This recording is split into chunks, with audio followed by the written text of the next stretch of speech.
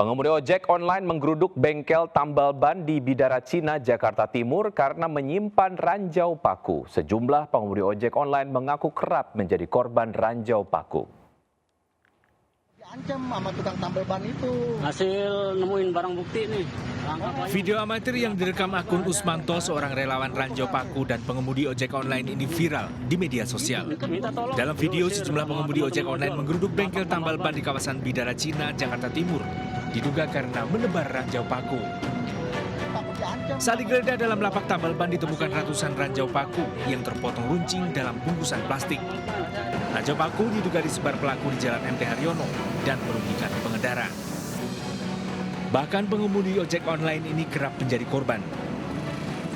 Seringkali banyak kita pernah mengalami sampai dalam sebulan itu bisa 3 kali kena. Bahkan kita habis tambel jalan lagi tuh udah kita kena ranjau lagi paku. Memang kadang-kadang dari Grab, anak-anak Gojek itu bersatu kalau malam suka nyari paku-paku itu pakai sweeping paku, pakai besi berani itu. Justru saya kena 2 kali dalam seminggu itu, Mas. Jadi itu di dalam MT Haryono arah mau ke Cawang ya, stasiun Cawang. Sebelumnya itu di pinggir. Ya seperti yang kemarin ada yang viral itu, Mas. Mirip seperti itu pakunya. Bukan paku biasa tapi kayak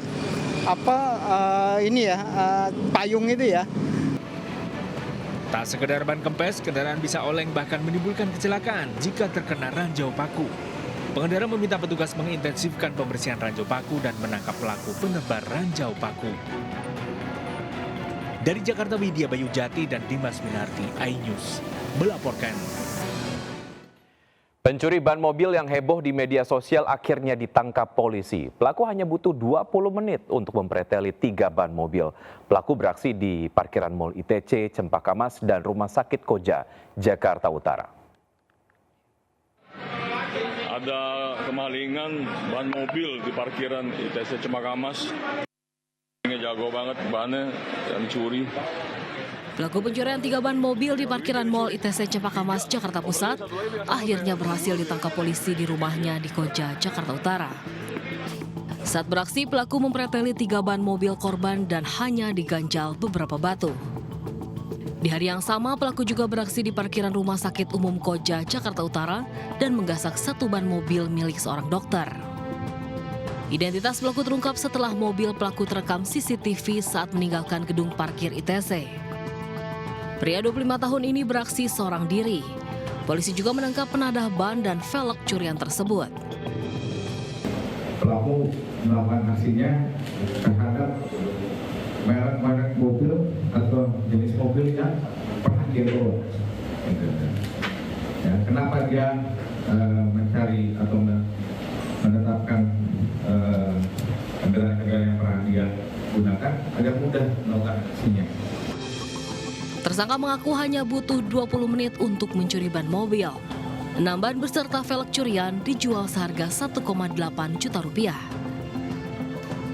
Dari Jakarta, Sofyan Firdaus, iNews melaporkan.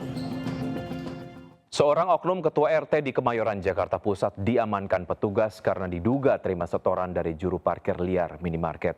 12 juru parkir liar dan seorang satpam yang mencari uang tambahan sebagai juru parkir liar ikut diamankan.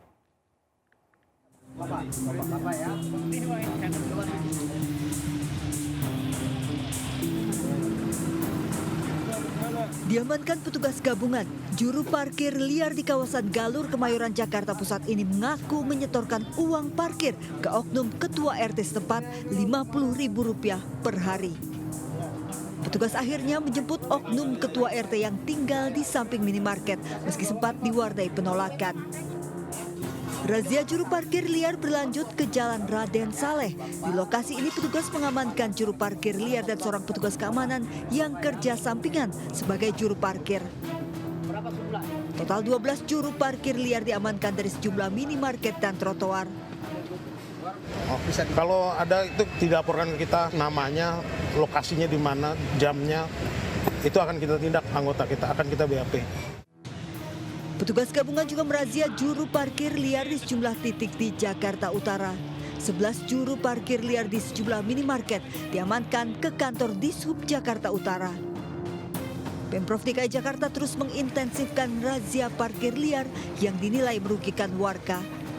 Dari Jakarta, tim kontributor iNews melaporkan.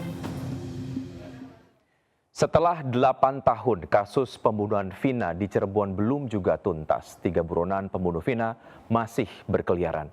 Banyak kejanggalan, pengacara Hotman Paris Hutapea didampingi keluarga korban desak polisi menangkap 3 pembunuh Vina yang masih buron. Bully itu benar-benar nggak bagus loh. Sama Koji. Dia apa sih nggak mau? Nok tahu kok gimana cara ngadepinnya. Gitu ya. Film layar lebar yang mengangkat kematian Vina akibat kebiadaban geng motor di Cirebon, Jawa Barat ini membuat kasus kematian Vina kembali mencuat. 8 tahun berlalu, ironisnya dari 11 tersangka, 3 pelaku tak kunjung tertangkap. Polda Jawa Barat pun merilis status DPO 3 pelaku, namun ironis tanpa disertai sketsa wajah. Ciri yang diberikan polisi pun hanya merujuk pada ciri pelaku 8 tahun lalu. Keluarga pun mendesak polisi kembali membuka kasus ini dan menangkap 3 tersangka yang masih buron. Bahkan Sukaisih, ibu Vina, masih tak kuasa memendam duka kehilangan putri mereka meski 8 tahun telah berlalu.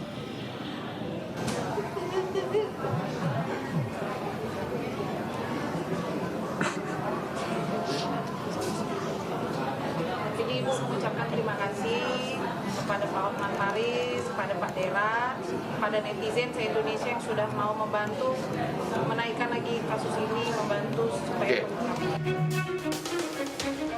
Pengacara kondang Hotman Paris Hutapea pun turun tangan mendampingi keluarga korban karena banyaknya kejanggalan, terlebih tidak diungkapnya 3 pelaku penyiksaan. Hotman mempertanyakan langkah Polda Jawa Barat yang tak menuntaskan kasus ini, termasuk memanggil keluarga 3 pelaku meski 8 pelaku telah dihukum dan meminta penyelidikan dibuka kembali. Kita akan kawal terus, kita akan suratin terus, kita adukan terus sampai akhirnya orang-orang Polda melaksanakan tugasnya secara profesional. Makanya melalui ini kita menghimbau agar Polda Jabar memulai lagi penyelidikan terhadap 3 orang ini. Kasus pembunuhan Vina dan Eki kekasihnya 8 tahun lalu dilakukan 11 anggota geng motor di Jalan Talun, Cirebon. Semula Vina dan Eki diduga menjadi korban kecelakaan tunggal. Belakangan baru terungkap siswa kelas 2 SMK ini menjadi korban pembunuhan dan kekerasan seksual anggota geng motor. Kasus ini kemudian dilimpahkan Polres Cirebon ke Polda Jawa Barat dan otopsi jenazah baru dilakukan 9 hari setelah korban tewas. Tim Liputan iNews melaporkan. Banjir setinggi 4 meter merendam ratusan rumah di 5 kecamatan di Kabupaten Mahulu, Kalimantan Timur. Sejumlah kendaraan terendam banjir dan aktivitas warga pun lumpuh.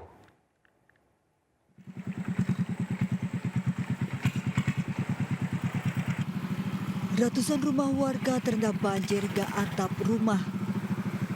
Warga mengungsi ke lantai 2 rumah mereka, namun warga yang tak memiliki lantai 2 rumah memilih mengungsi ke atap rumah. Kendaraan milik warga hanyut, bahkan barang dagangan milik warga seperti tabung gas melon mengambang tak sempat diselamatkan. Banjir setinggi 4 meter merendam 5 kecamatan di Kabupaten Mahulu, Kalimantan Timur sejak Senin melumpuhkan aktivitas warga. Banjir akibat curah hujan tinggi serta luapan Sungai Ulu Mahakam dan Sungai Boh. Tim SAR gabungan saat ini terus berupaya mengevakuasi warga. Tim rescue dari SAR juga sudah menyiapkan pos-pos di beberapa titik di Mahakamulu, di Ujung Biloh, dan sama juga ini beberapa titik aliran sungai dari Long Apari yang juga mungkin sedang disiapkan. Bantuan makanan dan air bersih didistribusikan ke korban yang mengungsi di sejumlah titik. Banjir kali ini merupakan yang terparah sepanjang sejarah di Kalimantan Timur. Dari Samarinda, Kalimantan Timur, Ardi Wirya, iNews melaporkan. Tim SAR terus menyisir wilayah terdampak banjir bandang lahar dingin Gunung Merapi di Sumatera Barat untuk mencari korban hilang. Pencarian korban terkendala banyaknya bangkai hewan ternak yang terseret banjir bandang.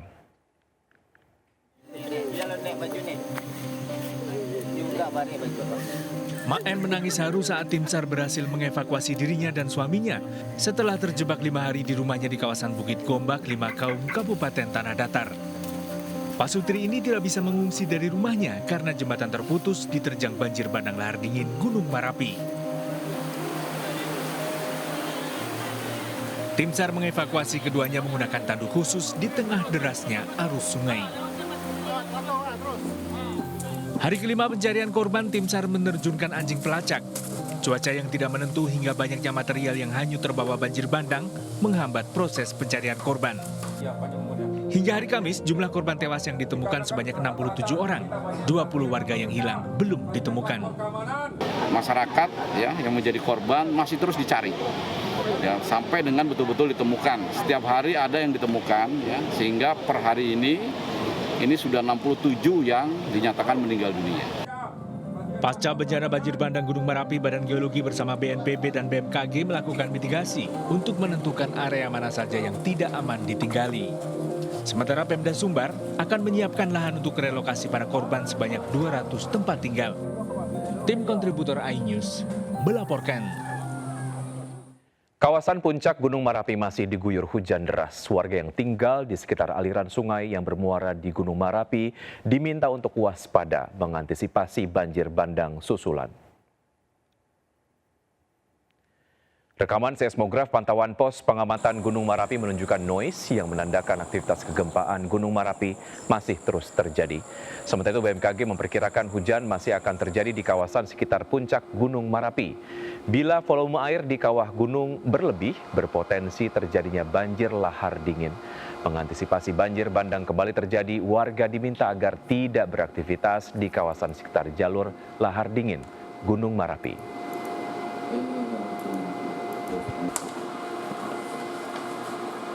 Penyiar radio MNC Trijaya FM berhasil mencegah pendengar yang ingin mengakhiri hidupnya.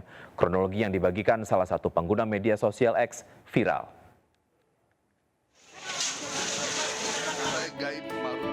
Dua host radio MNC Trijaya FM, Gaib Maruto dan Margi Syarif, viral di media sosial setelah berhasil mencegah pendengar yang ingin mengakhiri hidupnya. Pendengar tersebut awalnya sempat mengirim pesan menyatakan keinginan untuk mengakhiri hidup Selasa 14 Mei lalu. Namun keinginannya digagalkan lantaran kedua penyiar tersebut berusaha mengatasi kondisi darurat ini.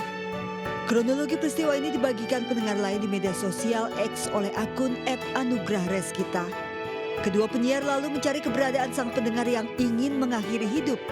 Ternyata ia tinggal seorang diri di sebuah kos-kosan. Para penyiar memberi semangat serta dukungan. Tak lama petugas keamanan mendatangi sang pendengar dan membantu memindahkan ke tempat aman. Sesi siaran radio yang awalnya ditujukan untuk hiburan mendadak berubah menjadi momen tegang yang penuh haru.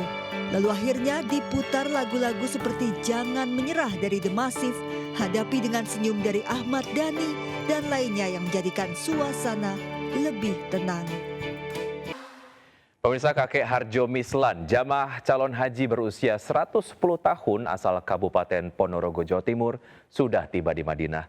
Didampingi anaknya, Harjo Mislan nampak bugar setelah menempuh penerbangan sekitar 10 jam.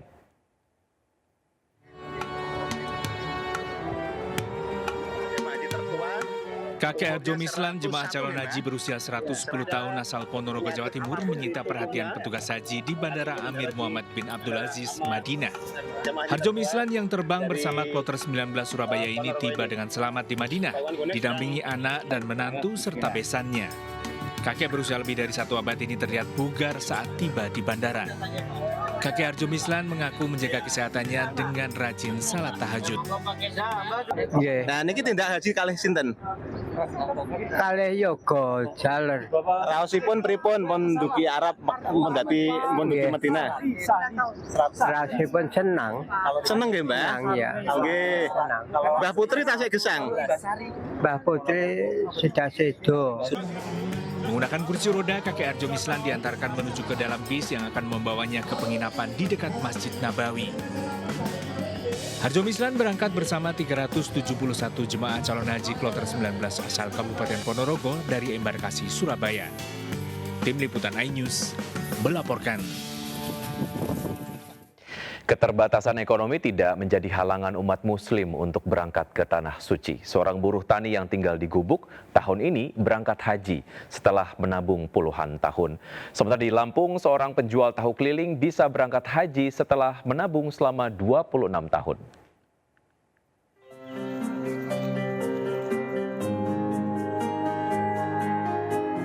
Di dalam gubuk ini, Abdul Hadi tinggal seorang diri. Tidak ada perabotan istimewa di dalam gubuk, yang ada hanya tempat tidur dan tungku untuk memasak. Kakek berusia 85 tahun, warga desa Rembang, Kabupaten Pasuruan, Jawa Timur ini sehari-hari menjual kayu asam dan menjadi buruh tani untuk memenuhi kebutuhan hidup. Setelah menabung selama bertahun-tahun, Abdul Hadi akhirnya bisa berangkat ke Tanah Suci. Ia dijadwalkan berangkat ke Tanah Suci 18 Mei bersama kloter 32 Pasuruan. Hanya kerja ke orang di sawah itu. Ya. Terus bisa Mbak naik haji ini awalnya gimana ceritanya? Ya, nabung. Ya jual kayunya itu terus ditabung. Itu terus dibuat daftar seperti itu. Keterbatasan ekonomi tidak menghalangi Suryakanta untuk bertekad naik haji. Penjual tahu keliling di Tanjung Karang, Lampung ini menabung sejak tahun 1998 demi bisa menunaikan ibadah haji. Selama 26 tahun, ia menyisihkan uang Rp40.000 setiap hari untuk melunasi biaya ibadah haji. Saya senang lihat berita. Lantas saya itu ngelihat berita itu pas lagi pas musim haji. Jadi ketika itu saya tuh kalau ngelihat itu saya nangis gitu, sedih. Sampai sekarang saya juga rasanya seperti apalah. Orang-orang bisa berangkat haji, apa mungkin saya bisa? Saya bilang. Jika tidak ada halangan, Suryakanta berangkat ke Tanah Suci 4 Juni mendatang. Tim kontributor iNews melaporkan. Pemirsa, MNC Pictures kembali menggelar Click Connection to Campus di Universitas Indonesia. Adu peran mahasiswa dengan aktor Erik Estrada menambah meriah acara bertema Build and Grow Up Together ini.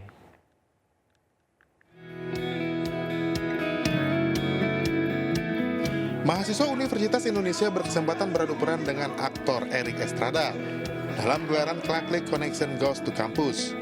Mengusung tema Build and Grow Up Together, acara yang digelar MNC Pictures ini menggali potensi dan bakat kreatif para mahasiswa.